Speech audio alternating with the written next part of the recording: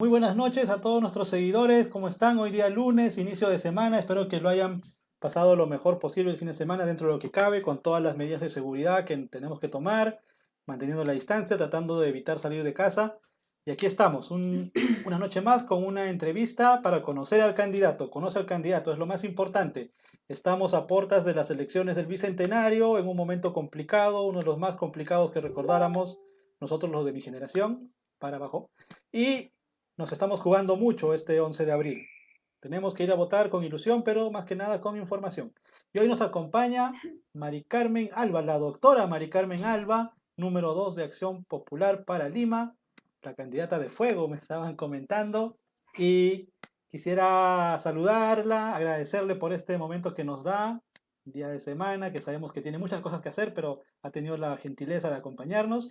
Y quisiera pedirle que en un minuto o minuto y medio máximo se dirija hacia el público para presentarse, decirnos a grosso modo su experiencia en el sector público o privado y que nos diga qué proponen estas elecciones. Una declaración de intenciones con miras a su candidatura.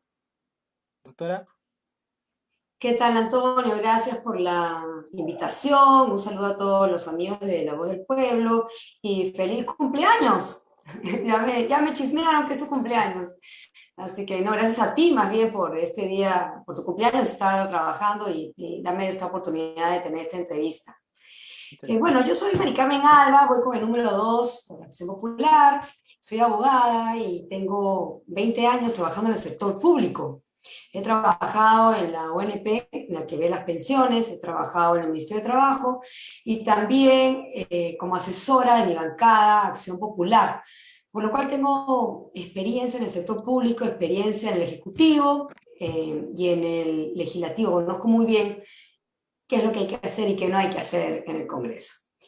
Y bueno, milito en la Acción Popular desde que nací, pero formalmente de los 18 años, vengo de una familia acción populista, siempre he hecho política desde el colegio, la universidad, y he tenido varios cargos dirigenciales en la Acción Popular, ¿no? Formé parte del plan de gobierno de Valentín Paniagua, fui vocal de disciplina, fui miembro del Comité Ejecutivo Nacional, del Comité Departamental de Lima, y también tuve la oportunidad de ser elegida teniente alcaldesa de Santa María, por lo cual tengo experiencia también en gobiernos locales. Y bueno, toda mi experiencia de todos estos años de trabajo en sector público, en materia laboral, seguridad social y mi experiencia parlamentaria es la que quiero llevar, ¿no?, al Congreso para poder legislar en favor de todos los ciudadanos. Mis propuestas básicamente van a estar sobre los temas que yo conozco, que es seguridad social y laboral, ¿no? En seguridad social tengo varias propuestas, como por ejemplo, en lo que se refiere a la ONP, reducir los 20 años de aportación que exigen para poder obtener una pensión de jubilación en la ONP a 10 años. De manera que un asegurado de la ONP pueda percibir pensión por los años aportados, proporcionalmente aportados.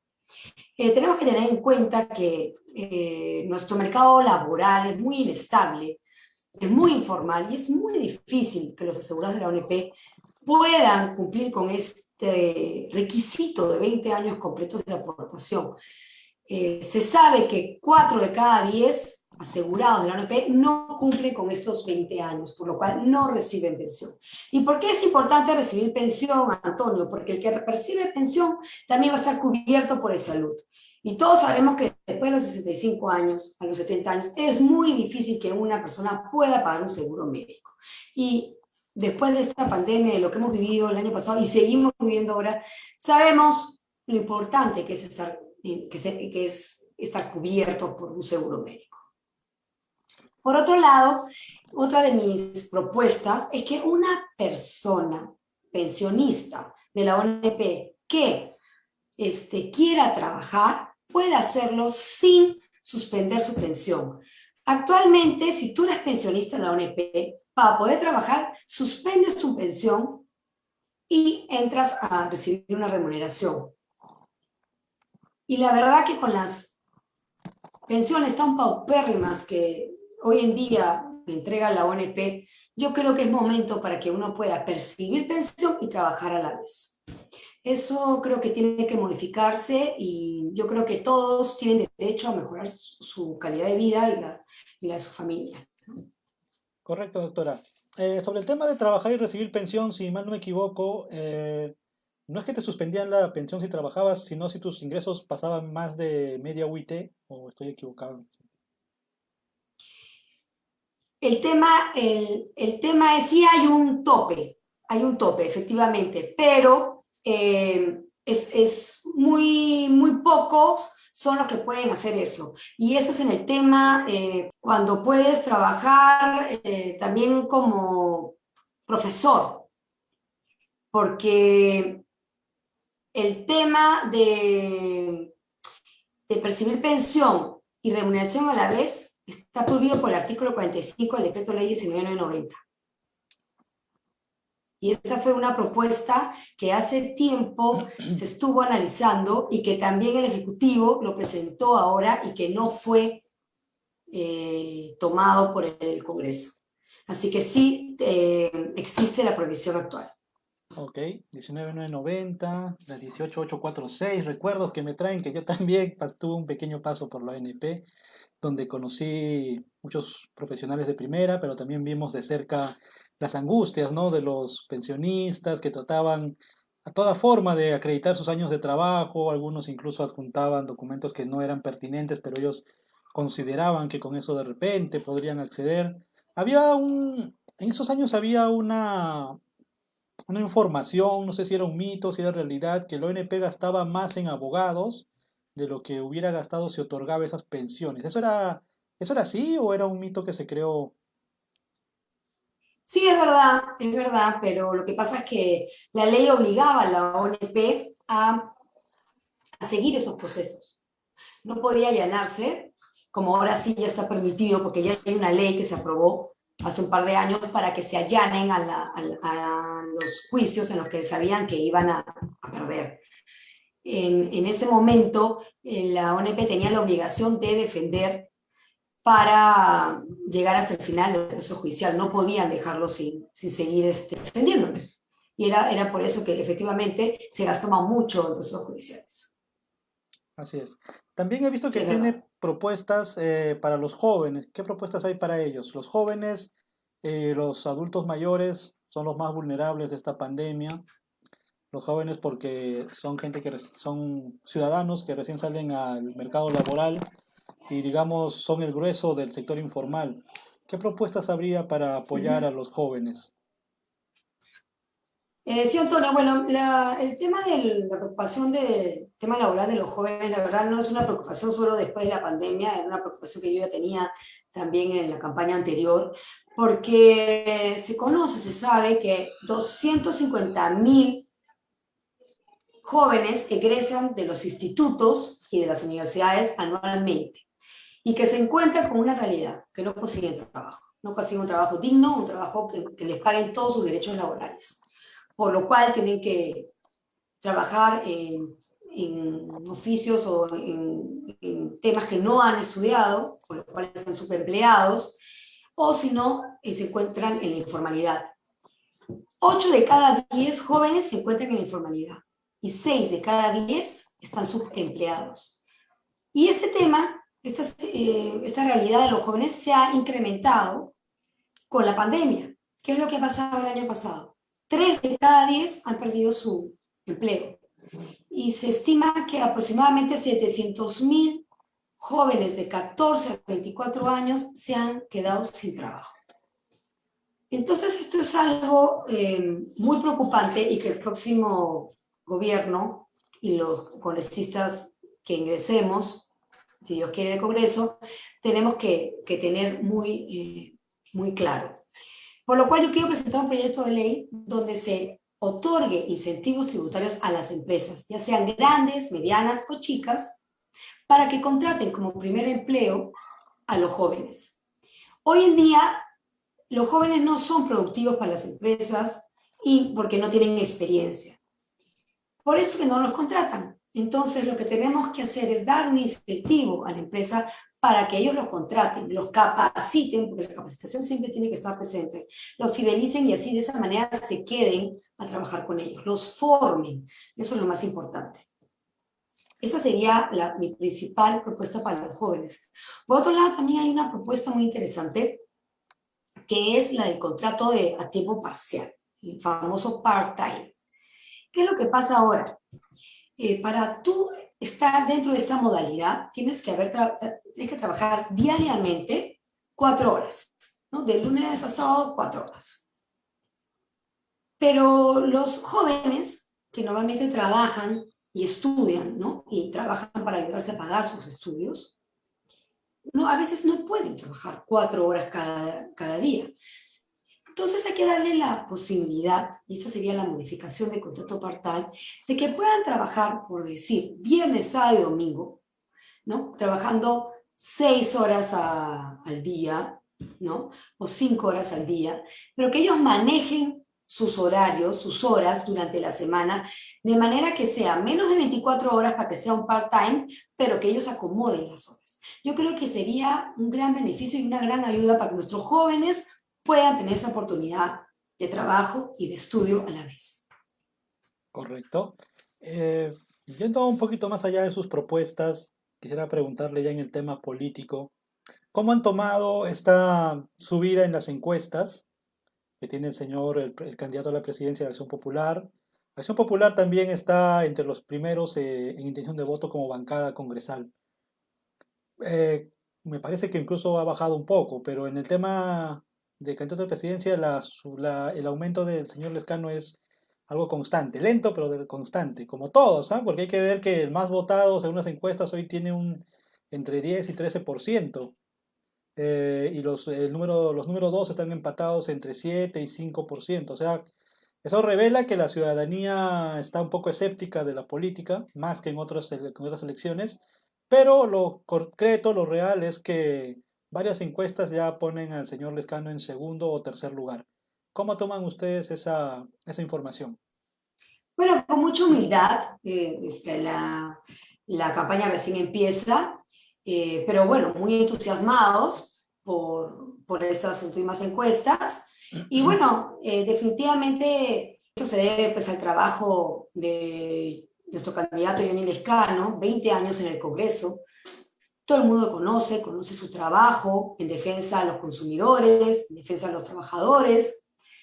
Es una persona correcta, sin corrupción, identificada con el pueblo, ha trabajado mucho, ha hecho mucho en micropolítica, ha trabajado y ayudado a muchas personas. Yo soy testigo de eso porque yo he trabajado como asesor de la bancada de Acción Popular y recibíamos pedidos, oficios de todo tipo y Johnny y nosotros como asesores acompañándolo, los recibíamos, todos los días recibíamos una cantidad de gente, y no solo de Lima, que venían efectivamente del sur, de todo el sur y de todas partes del Perú, y Johnny los escuchaba a cada uno. Y el trabajo de Johnny, y que es el trabajo también de Acción Popular, de la bancada de Acción Popular, fue un trabajo principalmente de defensa del consumidor. Ustedes se acordarán, Antonio, usted acordarás que gracias a un proyecto de ley de Johnny y de Acción Popular, ahora tú puedes estar en Claro y pasar a Nextel, de Nextel pasar a Claro o a Entel con tu mismo número. Esa fue la famosa ley de la portabilidad numérica que la hizo Johnny. También antes tú llamabas por teléfono y si hablabas un segundo, 20 segundos te cobraban tus 3 minutos. No, ahora, hoy en día te cobran tus segundos. Ese también fue un trabajo de Johnny Lescano, ¿no? Y todas las normas de las AFPs, en fin, del 95.5, el tema de que uno pueda retirar su plata y tantas leyes, porque Johnny ha aprobado, tiene en su autoría una aprobación de 130 leyes. Entonces, la gente lo conoce, reconoce además que Johnny Lescano representa Acción Popular, todos saben lo que es la LAMPA, lo que significa Acción Popular, un partido de 64 años de historia limpia, historia sin corrupción. Eso es lo que nos diferencia de todos los demás partidos. Y no somos un partido improvisado, no somos un partido cascarón, no somos un partido que ha aparecido en la contienda electoral, no. Todos saben quiénes somos, quiénes han sido nuestros líderes, los dos gobiernos democráticos que hemos tenido y el gobierno de transición de Valentín Paniagua. Entonces, la gente y el pueblo reconoce y la trayectoria de Acción Popular de nuestros dirigentes y de nuestro candidato Leonel Escano. Perdón. Correcto, exactamente en ese sentido, considera que esa es una de sus principales fortalezas, tener un partido de ámbito nacional con una antigüedad mayor de los 50 años, ¿no? Usted me dijo 60 y tantos, ahí se me va la fecha. 64. 64. Creo que nació Acción Popular en el gobierno de Odría, me parece. Nacimos en el 56, bueno, un 1 de junio, que fue el manguerazo, el 7 de julio fue la inscripción formal, luchando contra la dictadura de Odría. Acción Popular es un partido que nace luchando contra la dictadura, que luego Velasco da el golpe en el 68 y luchamos contra Velasco y fuimos perseguidos por el gobierno militar. Y también tuvimos el otro golpe, y la conocemos del 90-92, que también luchamos contra la dictadura de Fujimori. Nosotros siempre hemos luchado contra dictaduras y somos un partido democrático que siempre ha respetado la libertad de expresión y los derechos fundamentales. ¿Cuántos militantes tiene Acción Popular? En promedio, ¿no? Exactamente. 250.000 inscritos aproximadamente. Claro. Somos creo que lo que más tenemos. Porque esos son 250.000 inscritos. Porque me llamó la atención que, no voy a decir nombres, pero un partido nuevo decía ser el más organizado y el más grande del Perú. Y después en sus elecciones me enteré que tenía solo 12.000 afiliados. Entonces eso fue lo que me llamó la atención. Yo dije, si 12.000 afiliados tiene el partido más grande, ¿cómo será el más pequeño? No, Y después me dijeron que posible. Acción Popular tenía... sí. Bueno, entonces... No, claro, somos los partidos más antiguos, que son Acción Popular y el APRA, somos los que tenemos más, evidentemente, ¿no? Son más años de historia, de trayectoria, ¿no? Y de líderes y de lucha, ¿no? Lucha contra las dictaduras. Y bueno, ya sabemos todo lo que hemos pasado los partidos de los años 50. 50, 60, 70 años muy convulsionados, que bueno, felizmente estábamos en una circunstancia distinta, una primavera democrática se puede decir que tenemos hace buen tiempo, pero tenemos nuestro deber mantenerla. Ahora, quisiera preguntarle algo, siguiendo en el tema político, pero algo más de actualidad. ¿Usted considera que este gobierno, el ejecutivo actual, es un gobierno del Partido Morado? Sí, no hay duda, ¿no? No. Bueno, Sagasti era el vocero de la bancada, o sea, del Partido Morado, bueno, vicepresidente, ¿no? Con el candidato Julio Guzmán, y los asesores de la bancada morada del Congreso han ido a asesorarlo directamente al presidente Sagasti. El asesor José Eliche está ahora de ministro. Yo creo que sí, que efectivamente está relacionado con el Partido Morado de todas maneras. Ok, ¿y qué nota le pondría al Ejecutivo en estos 2 meses que tiene al mando que están en Palacio de Gobierno? Del 1 al 10. Del 1 al 10. Ya, 10 siendo 20, evidentemente. Yo le pondría 4. Le pondría 4. Lo veo muy regular. Lo veo muy regularón. No es el mejor de la clase, definitivamente. No. Ahora hay que considerar que es un momento difícil, un momento de coyuntura, de pandemia, pero para eso se necesita más decisión, más carácter, más punche y asesorarse mejor, ¿no? Yo creo que estamos en un gobierno de transición, en una crisis que nunca hemos vivido. Entonces yo creo que el presidente tiene que rodearse de la mejor gente, consultar, pedir ayuda y organizarse, y yo estoy segura que a cualquiera que le pregunte o le pide ayuda, la gente, los asesores, abogados, empresarios, que sea, lo va a hacer, ¿no? Porque depende de este gobierno, cómo le vaya al país, y sobre todo este gobierno tiene dos objetivos principales, Antonio. El primero, sacarnos de esta crisis sanitaria.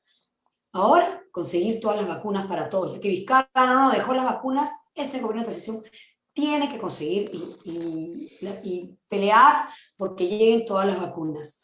Y el otro objetivo de este gobierno es garantizar elecciones el 11 de abril, elecciones con todos los protocolos de seguridad, y elecciones limpias y transparentes, para que nuestra democracia siga creciendo y no se enturbie por ningún lado. Yo creo que eso es vital, vital, vital. Correcto. Como les digo a todos los candidatos que vienen acá, tenemos pocas certezas de qué va a pasar en estas elecciones. Hay un margen de votantes muy grande que no ha decidido por quién votar o no le interesa de plano. Pero lo que sí sabemos es que ninguna bancada va a tener una mayoría. Van a tener que concertar, van a tener que conversar y llegar a acuerdos para sacar adelante leyes en favor de la población. En ese sentido, usted ha manifestado y he visto en su biografía que tiene una amplia trayectoria en el sector público, conoce el manejo del Estado. No queremos no queremos escuchar más comentarios como de que el Ministerio Público pertenece al Ejecutivo o que el Congreso asigna presupuesto a los penales, a las municipalidades. En ese sentido, ¿cuál es la propuesta o cuáles son las propuestas que usted escucha a los candidatos recurrentemente que le sorprende o le indigna por saber que no van a poder realizarlo llegando al Congreso, pues no tienen las capacidades para hacerlo? Bueno, Antonio, sí, como has mencionado, yo con mi tema laboral, bueno, he tenido la suerte que he estado en los tres poderes del Estado, o sea, bueno, he estado en el Poder Ejecutivo, en el Congreso y en el gobierno local. Y mi trabajo en el Ejecutivo, en estos últimos 4 años y medio, 5 años, estos últimos 5 años, ha sido ser la articuladora, la coordinadora parlamentaria. Yo articulaba entre el Ejecutivo y el Congreso. Yo representaba al Ministerio de Trabajo frente al Congreso, por lo cual conozco muy bien cómo es el manejo y qué es lo que hay que hacer, cómo hay que articular, cómo buscar consensos, porque ese ha sido mi trabajo. Así que no tenga la menor duda, Antonio, que si entro al Congreso voy a cumplir con ese objetivo. Lo que más me preocupa a mí cuando escucho a los candidatos es que hablan como ejecutivo, ¿no? Hay cosas que el Congreso no se puede hacer. Nosotros no tenemos iniciativa de gasto. Entonces hay proyectos de ley, nosotros no podemos hacer una carretera, no podemos hacer un colegio, no podemos prometer que vamos a poner agua o luz. Y la verdad que a veces se escuchan unas propuestas de ese tipo y que son temas del Ejecutivo, ¿no? Esa es la realidad. Tampoco yo te puedo decir, voy a generar, yo como congresista, voy a generar 1 millón de empleos en un año, porque yo no puedo generar un empleo. Eso le corresponde a, al Ejecutivo, al Ministerio de Trabajo, a la política laboral, con el MEF. Es un tema transversal, ¿no es cierto? O más inversión. Entonces, ese tipo de proyectos de ley son los que hay que evitar, porque al final le damos esperanza a la gente y eso no lo podemos cumplir. Y porque además, cualquier proyecto de ley que tenga iniciativa de gasto va a ser observado por el Poder Ejecutivo y vuelve al Congreso. Y así lo aprueban por insistencia, va a pasar lo que está pasando ahora, que va al Tribunal Constitucional y los están declarando inconstitucionales. Entonces yo creo que lo que tenemos que hacer es ser responsables, presentar proyectos viables y técnicos para que se puedan aprobar todos nuestros proyectos de ley, ¿no? Y no pasen por una observación del Poder Ejecutivo, ¿no? Y antes de eso, cuando uno tenga duda, cuando uno esté en el Congreso, lo que tiene que hacer es conversar con el Ejecutivo antes, pedir su opinión para ver si el proyecto de ley que uno está presentando es viable o no. Porque a veces a nosotros nos puede parecer, o sea, a los congresistas les puede parecer que el proyecto está 100% viable y que es técnico, pero a la hora de aterrizar nos encontramos con temas en que uno que está en el Congreso no lo ha visto y para eso necesitas al asesor del Ejecutivo, ¿no? Pero yo creo que eso se puede hacer. Esperemos que los que ingresen en el próximo Congreso exista un trabajo más articulado, no, que ya nos olvidemos de los enfrentamientos, porque yo creo que ya nadie quiere que vuelva a pasar lo que ha pasado en este último quinquenio. Nadie se lo esperó. La verdad que ha sido un quinquenio muy difícil, no se ha avanzado lo que se tenía que avanzar, y yo creo que el país al final es el que se ha visto perjudicado y sobre todo todos los peruanos, porque al final el país somos todos nos vemos perjudicados. Así es, el Ejecutivo, el Legislativo tienen que estar en constante comunicación entre ellos y el Congreso, hay que valga la pena recordarlo, aunque no se debería olvidar nunca, pero representa a los 33 o 34 millones de peruanos. No importa quién votó si yo no voté por Acción Popular o otro partido, una vez que llegan al Congreso nos representan a todos. ¿Ok? Porque cuando tú vas a un hospital público, no te preguntan por quién votaste o solamente por ser ciudadano con tu DNI, tienes que acceder a los servicios públicos y presentamos un sistema estatal eficiente y fuerte y que respete los derechos laborales de todos sus trabajadores. Doctora Mari Carmen Alba, ha sido para mí un placer tenerla aquí. Espero que no sea la última vez. Espero que podamos coordinar otra entrevista o de repente un debate con la número 2 de alguna otra agrupación política para que intercambien ideas y puedan debatir como se debe, ¿no? Quisiera pedirle antes de finalizar que se dirija a sus seguidores y más importante aún a ese 50% de peruanos, bueno, en su caso a Lima, 50% de limeños que aún no han decidido por quién votar, por temor, por desidia o por falta de interés. Diríjase por favor a las cámaras, pero antes por favor permítame un minuto. Quiero que usted, eh, quiero que usted esté así en pantalla completa para que pueda ver a sus lectores. Y ahora sí, por favor, diríjase en un minuto, 2 minutos, tómese el tiempo que requiera Ya. y para que su mensaje llegue a todos los electores. Bueno, soy Mari Carmen Alba y voy con el número 2 por el Congreso, por la lista de Acción Popular. Y yo, igual que tú, estoy decepcionada de los últimos congresos que hemos tenido. Por ello te pido que pienses bien en tu voto, que revises las hojas de vida y que votes por personas con experiencia, con honestidad, con capacidad. Y que votes por Acción Popular, un partido decente, un partido sin corrupción, un partido de 64 años de historia limpia y democrática. Por eso, en las próximas elecciones, marca el número 2 de Acción Popular y vota para presidente por Johnny Lescano. Tú conoces a Johnny Lescano, sabes de su trabajo, sabes de su trayectoria y sabes que es una persona honesta, capacitada y comprometida en la defensa del ciudadano y de todos los derechos de los ciudadanos, los derechos de los trabajadores y sobre todo, él te va a representar y tú ya lo conoces. Adelante. Adelante. Muy bien, doctora Mari Carmen, ha sido para mí un placer tenerla aquí. Quiero pedirle a todos los que han visto este video que por favor compartan, den like, sigan a la página, es la forma de llegar a más personas. Tenemos que estar informados en estas elecciones, nos estamos jugando mucho en el año bicentenario, nos estamos jugando el destino del país, lo que vamos a hacer nosotros, el destino para nosotros y para nuestros hijos.